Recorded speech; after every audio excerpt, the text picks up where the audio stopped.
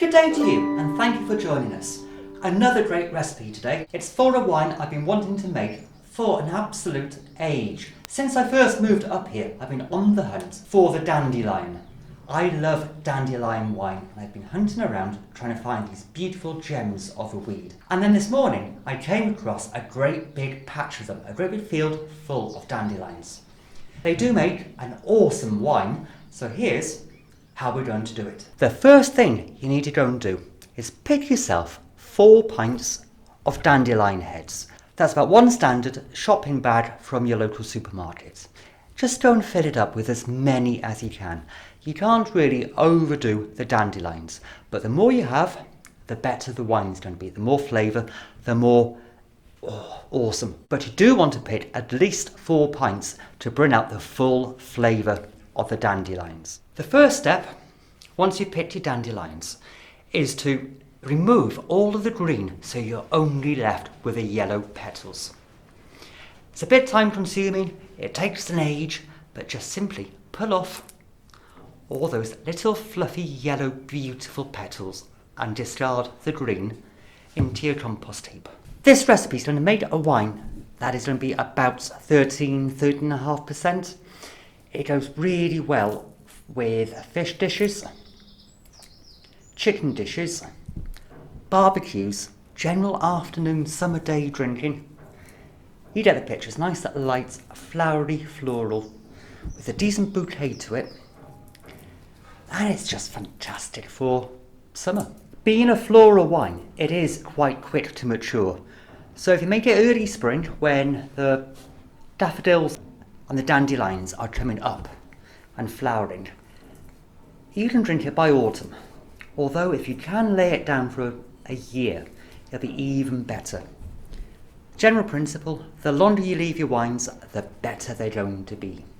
Naturally, if you feel as though you need to wash off your dandelion tops before you make a wine, do so. Get rid of any little bugs, any dog urine, pesticides, chemical agents, exhaust pipe fumes.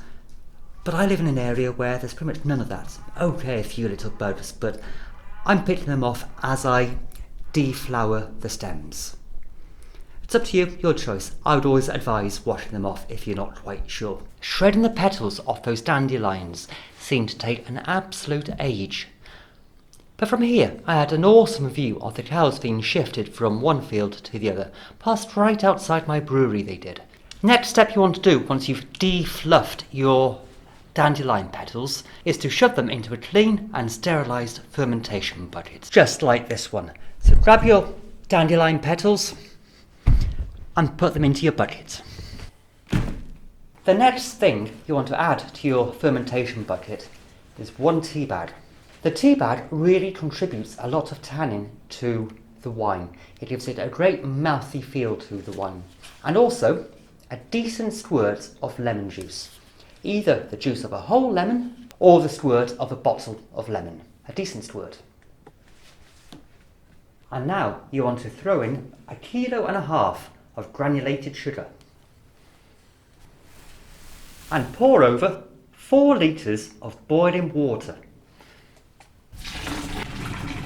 And give it a really good stir. Get all of the dandelion petals mixed in with the sugar and that tea bag and the lemon juice. Get it all working out. And the next step is to allow the temperature of your water to come down to just above room temperature.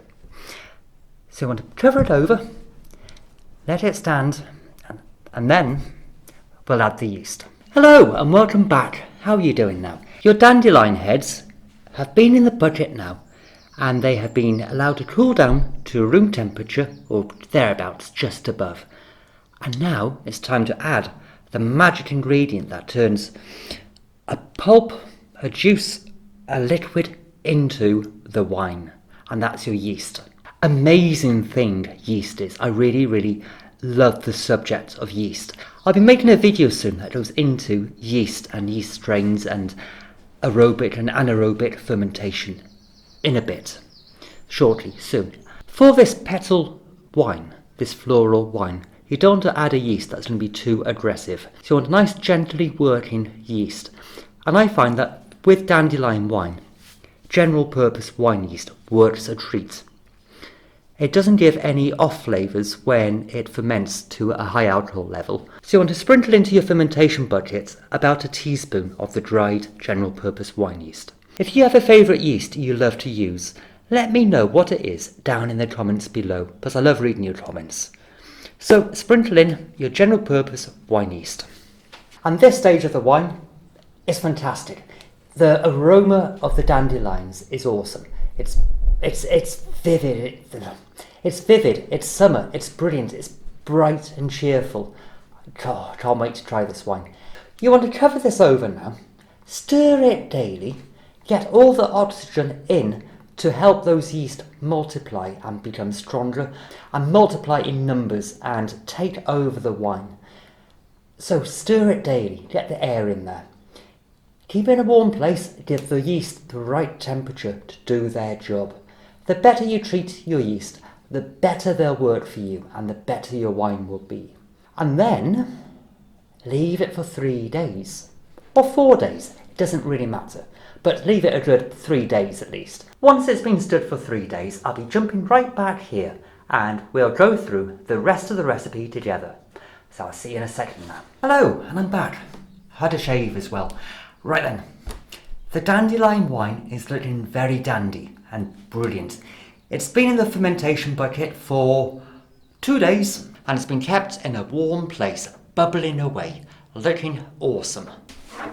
It has a divine aroma to it, sweet, summerish, delicious. So what we need to do now is transfer the liquid into a clean, sterilised demijohn. The first step of that is to filter out all those dandelion petals and the 1 tea bag you added. I'm transferring it into a big saucepan to start, through a colander and some tights. The tights work really well at extracting all those little fine bits. The easiest way I have found of using a pair of tights to filter out petals and things from your wine is to use a drinks bottle that's been cut in half. Put the tight inside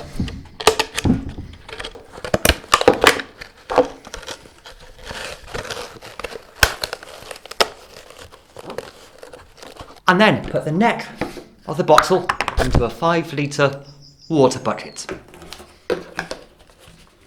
and pour away. Normally I would ferment this away in a glass demijohn. However, my bottle with the tights in fits so well into the 5-litre water bucket, I'm going to ferment it in this. So I'm going to put on a cap with an airlock in, put it in a warm place and let it ferment until it is dry and crystal clear. If you want to learn more about winemaking, there's lots of tips and tricks in this playlist by here. And I'll see you all again very, very soon. Have fun now. Bye-bye.